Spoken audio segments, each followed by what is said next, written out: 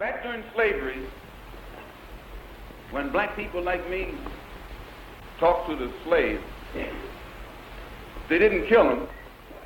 They'd send some old house Negro along behind him to undo what he said. You have to read the history of slavery to understand this. There were two kinds of Negroes. There was that old house Negro and the field Negro. And the house Negro always looked out for his master. When the field Negroes got too much out of line, he held them back in check. He put them back on the plantation. The house Negro could afford to do that because he lived better than the field Negro. He ate better, he dressed better, and he lived in a better house. He lived right up next to his master in the attic or the basement. He ate the same food his master ate and wore his same clothes. And he could talk just like his master. Good diction. And he loved his master more than his master loved himself. That's why he didn't want his master hurt. If the master got sick, he'd say, "What's the matter, boss? We sick?" When the master's house caught a fire, he'd try and put the fire out. He didn't want his master's house burned. He never wanted his master's property threatened. And he was more defensive of it than the master was. That was the house Negro. But then you had some field Negroes who lived in huts, had nothing to lose. They wore the worst kind of clothes, they ate the worst food, and they caught hell. They felt the sting of the lash. They hated their master. Oh, yes, they did. If the master got sick, they prayed that the master died.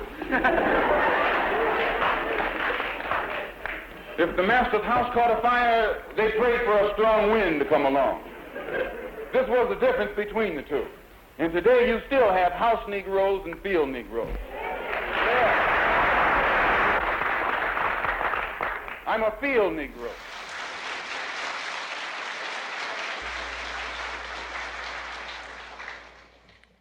In order for you and me to devise some kind of method or strategy to offset some of the events or a repetition of the events that have taken place here in Los Angeles recently, we have to go to the root. We have to go to the cause.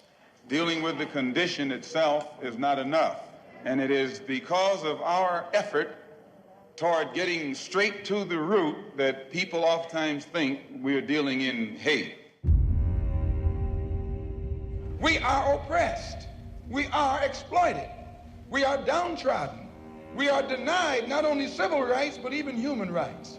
So the only way we're going to get some of this oppression and exploitation away from us or aside from us is come together against the common enemy.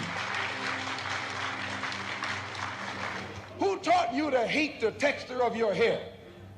Who taught you to hate the color of your skin to such extent that you bleach to get like the white man? Who taught you to hate the shape of your nose and the shape of your lips? Who taught you to hate yourself from the top of your head to the soles of your feet? Who taught you to hate your own kind? Who taught you to hate the race that you belong to? So much so that you don't want to be around each other. No, before you come asking Mr. Muhammad, does he teach hate, you should ask yourself, who taught you to hate being what God gave you? And I, for one, as a Muslim, believe that the white man is intelligent enough. If he were made to realize how black people really feel and how fed up we are without that old compromise and sweet talk.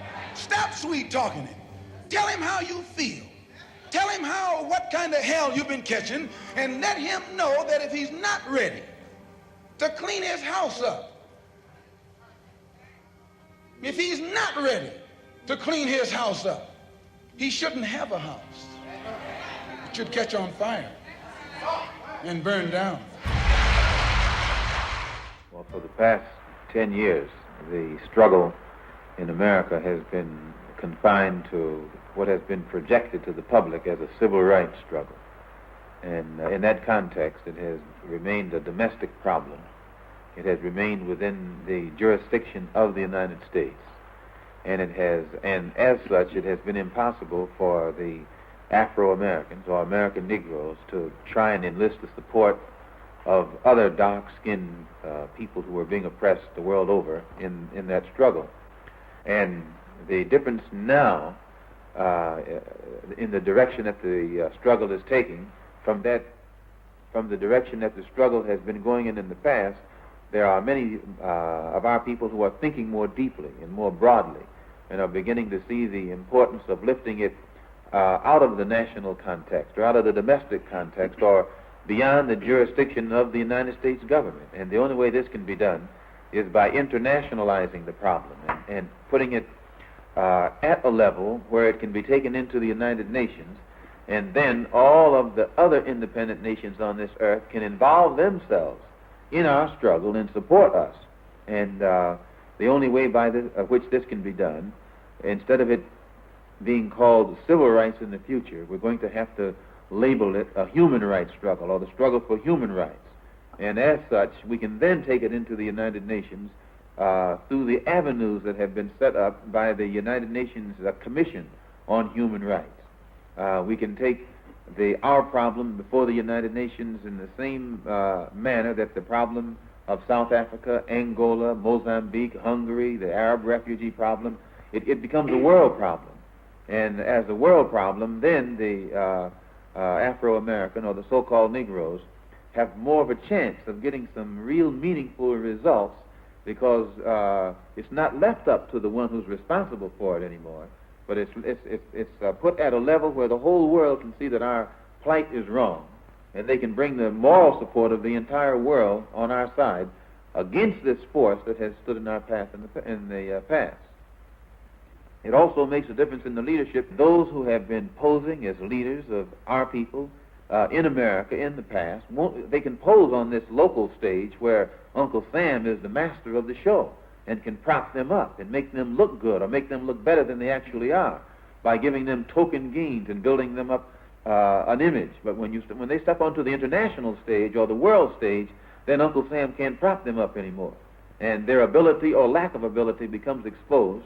And if they can lead us forward, they remain leaders. But if they can't, then they have to step aside, and more qualified and bona fide leaders step up from the masses of our people, and then we get faster progress. Say me I fi go and feed. No, me and a rat, but me I go there for the cheese. Do that up on my back, and you know them I fi eat. So don't test me kill a blood clean. You hear me? Say me I fi go and feed. No, me and a rat, but me I go there for the cheese. Do that up on my back, and you know them I fi eat. So don't test me kill a blood clean. From the gully, get the youths that come up from the gully. Don't take talk on the streets, them a study. I count up the cash, tell me if you not worry. I pray a different part and I chat it in a hurry from the gully. Get the youths that come up from the gully. Don't take talk on the streets, them a study. I count up the cash, tell me if you not worry. I pray a different part and I chat it in a hurry.